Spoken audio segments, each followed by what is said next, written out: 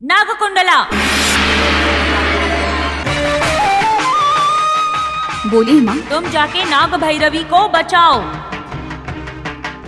जैसी आज्ञा माँ।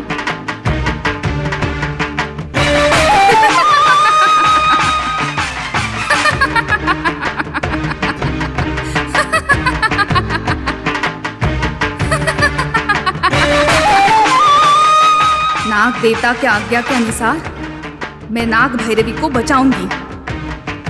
उस दयानंद को सजा देनी होगी। क्या वो मंदिर को दिग्बंधन करेगा? नाग शक्ति को रोकने की कोशिश की, सर्वनाश करूंगी।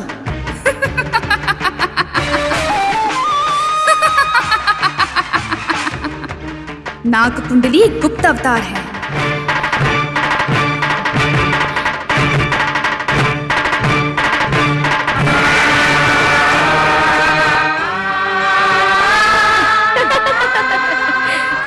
माँ जगदम्बा, तू परेशान मत होना, मैं आ रही हूं ना।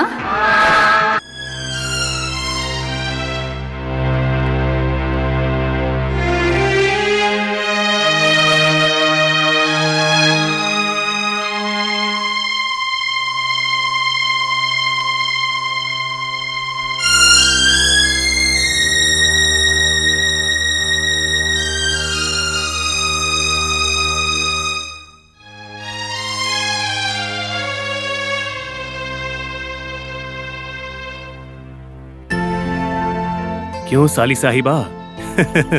ये तो बताओ, तुम सोच क्या रही हो?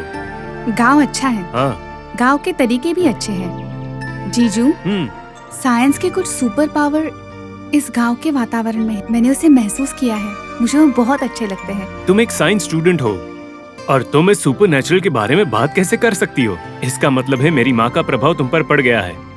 अब और नहीं, अब हम जल्द से जल्द त्योहार के बाद निकल जाएंगे, नहीं तो तुम भी दादी माँ बन जाओगी। जीजू और साली इतनी सीरियस बातें क्या कर रहे हैं, जरा बताना। अरे कुछ नहीं रूपा, तुम्हारी बहन को ये गांव बहुत पसंद आया है। जी सच में, मुझे भी ये गांव बहुत अच्छा लगा है, मगर मगर कुछ नहीं। जितनी जल्दी हो सके उतनी जल्दी हम सिटी चले जाएंगे, नहीं तो तुम सबकी सब दादी अम्मा बन जाओगी। हाँ हाँ जरूर जाएंगे, लेकिन मेरी छोटी सी रिक्वेस्ट है। क्या रिक्वेस्ट? क्या हम हमारे सासू माँ को भी ले जाएंगे? गुड आइडिया, मगर तुम्हें लगता है माँ मान जाएगी? जरूर, मैं मनाऊंगी ना दादी को। You don't worry daddy. Okay Soni, तुम कह रही हो तो मुझे कोई डाउट नहीं, वैसा ही करेंगे। इतने दिनों से नाग देवता तुम्हारी रक्षा कर रहा है, पर अब मैंने उसे मंदिर में अष्ट दिग्बंधन में बांध दिया है। अब वो नहीं बचा पाएगा, किसी भी हाल में नहीं बचा पाएगा। तुझे यहाँ पर बांध दिया, पूर्णिमा के दिन तुझे खत्म करके उस मणि शक्ति पर कब्जा कर लूंगा, छोड़ूंगा नहीं उसे। ये सब नाग देवता ने किया होगा, कुछ न कुछ गड़बड़ हुई होगी। उस गलती को आज रात सुधार लूंगा।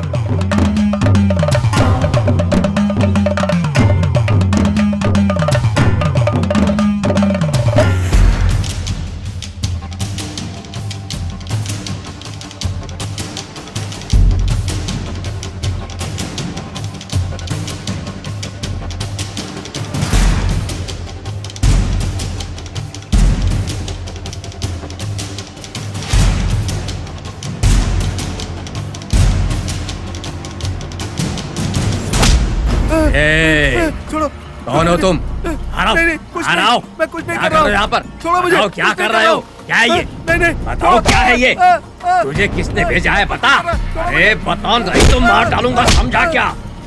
सूर्या। ससुर जी, क्या है ये? क्या हुआ है? पता नहीं, यहाँ पर कोई कुछ दफना रहा था, मुझे देखकर भाग गया। कौन है वो? मुझे कैसे पता होगा, पहले इसे देखने दो तब मालूम पड़ेगा। अरे ससुर जी, ये क्या है? पता नहीं, मुझे भी समझ में नहीं आ रहा है। खैर छोड़ो, मैं इसे फेंक दूंगा, आप लोग जाओ। तुम लोग परेशान मत हो, सब ठीक हो जाएगा। चलो, सूर्या कहाँ है? कहाँ चला गया वो? आप लोग जाइए।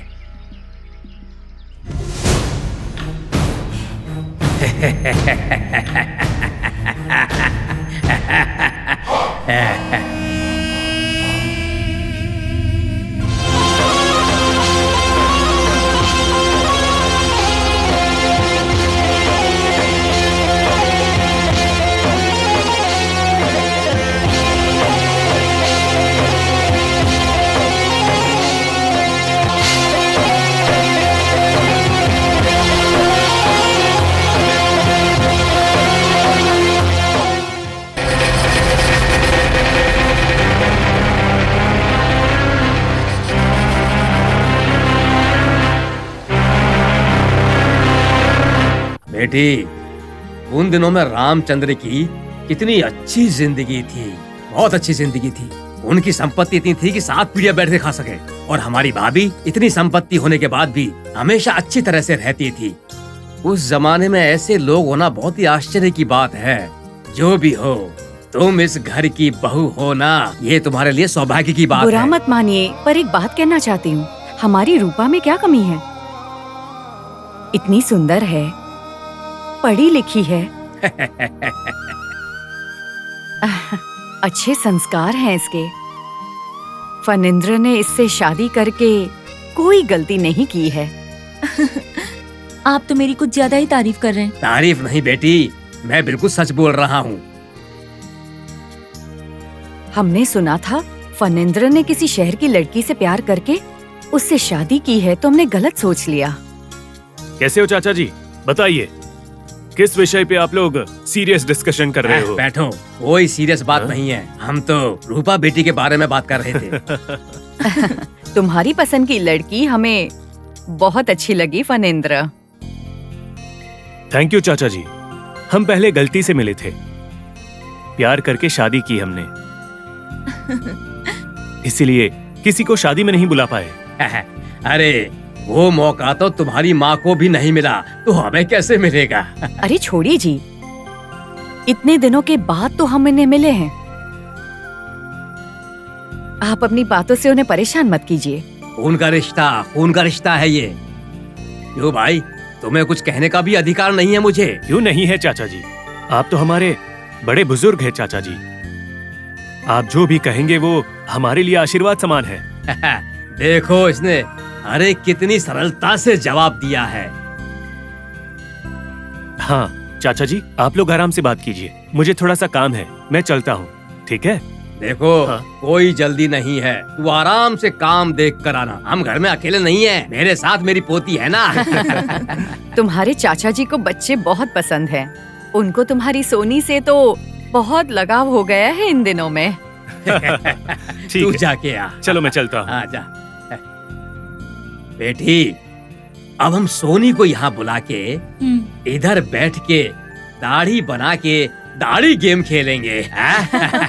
मैं बुलाता हूँ उसे। सोनी, सोनी, सोनी, सोनी।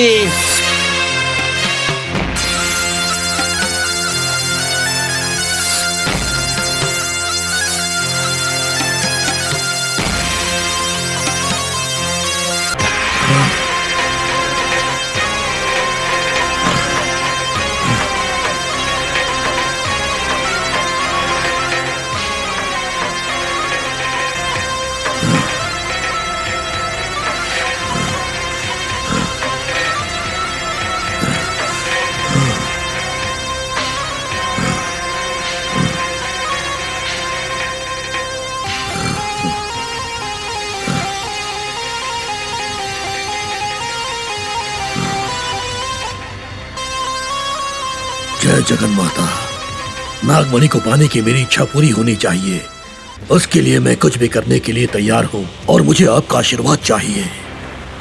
आकर्ष शक्ति, आकर्ष शक्ति से मैं उस नाग भैरवी को बंदी बनाऊंगा। आज रात उसे मरना ही होगा। विराजमास्तिकं नमः, विराजमास्तिकं नमः, विराजमास्तिकं नमः, विराजमास्तिकं नमः, विराजमास्तिकं नमः, विराजमास्तिकं नमः, विराजमास्तिकं नमः, विराजमास्तिकं नमः। विराजमास्तिकं नमः। कौन हो तुम लोग? और यहाँ पर आग क्यों लगाई है? रुको, मंत्र पढ़ना बंद करो। रुको नहीं तो मार डालूंगा सबको। सूर्या, रस्सी लेके आ जल्दी से, इन्हें पकड़ कर बांध देंगे। जल्दी लेके आ। आज तो बच गया। हम फिर से आएंगे, फिर से यंत्र पूजा करेंगे, तब हमारे गुरुजी की इच्छा पूरी होगी। विराजमास्तिकं नमः। विराजमास्तिकं नमः। अरे रुको, बंद करो सब। अरे आगे मत लगाओ इसको। ससुर जी, क्या है ये? मुझे भी कुछ समझ में नहीं आ रहा बेटा। मम्मी, मुझे डर लग रहा है मम्मी। अरे डरो मत बेटा, ये है ना घर पे, वो देख लेंगे, तुम सब्र करो। जब से यहाँ पे आए हैं कुछ ना कुछ तो हो ही रहा है। जरा देखो, सांप है, मंत्र और ये सब आग। अरे ये सब क्या हो रहा है? अरे पता नहीं, मैं फणिंद्र से बात करता हूँ, रुको। लेकिन ये सब तुम लोग घबराओ मत। जाओ जाओ जाओ, मैं आग बुझा के आता हूँ, तुम लोग जाओ जाओ।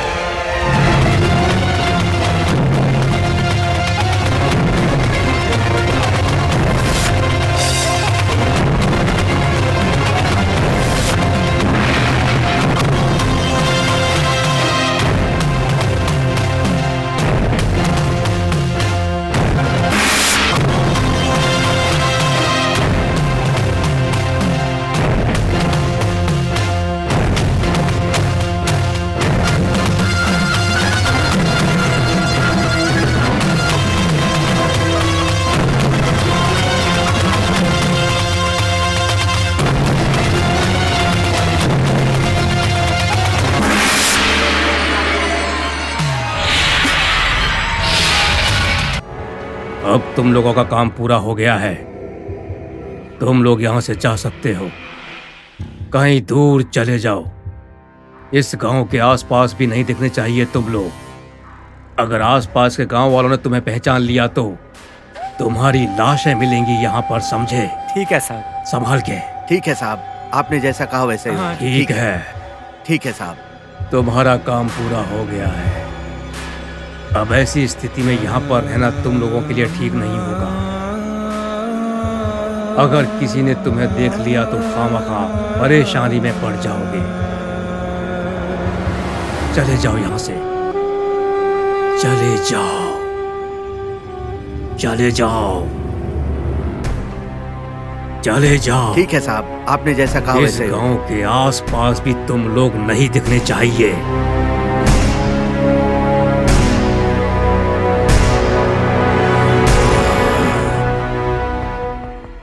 नागभैरवी, नागभैरवी, बहुत तरस आ रहा है मुझे। बेवजह तुम गुस्सा हो रही हो।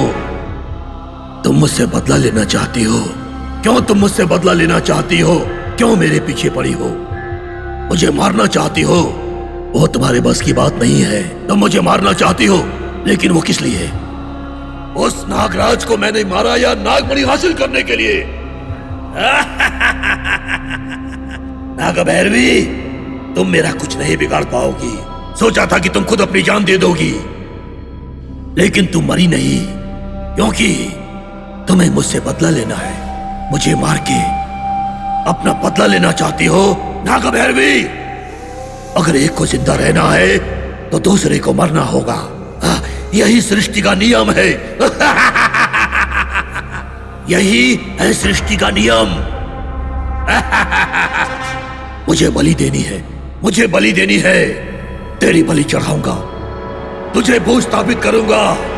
यही अभी इसी समय तुझे भूत स्थापित करूंगा। मुझे बलि चाहिए, नाग बलि चाहिए मुझे। मैं तेरी बलि लूंगा। शत्रु को जिंदा नहीं छोड़ना चाहिए। तू मुझसे बदला लेगी, इसलिए मैं तुझे जमीन में जिंदा गाड़ दूंगा। यही तुम्हारी सजा है। जब तक तुम्हारे शरीर में प्राण रहेंगे तब तक तुम घुट घुट के तड़प तड़प के मरोगी। एक एक पल मरोगी तुम।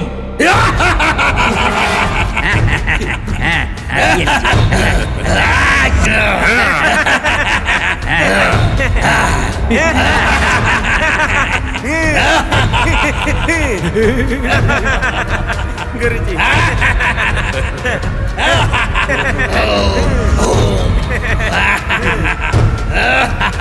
ओम प्रदक्षिणाय नमः।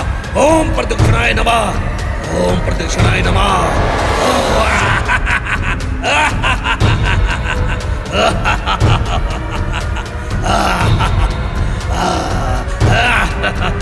नाग भैरवी।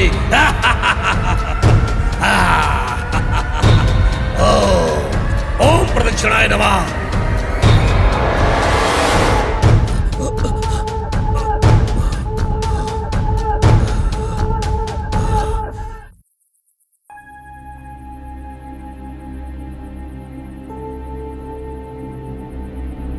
जो चीजें यहाँ पर हो रही हैं, उन्हें देखकर शक हो रहा है मुझे।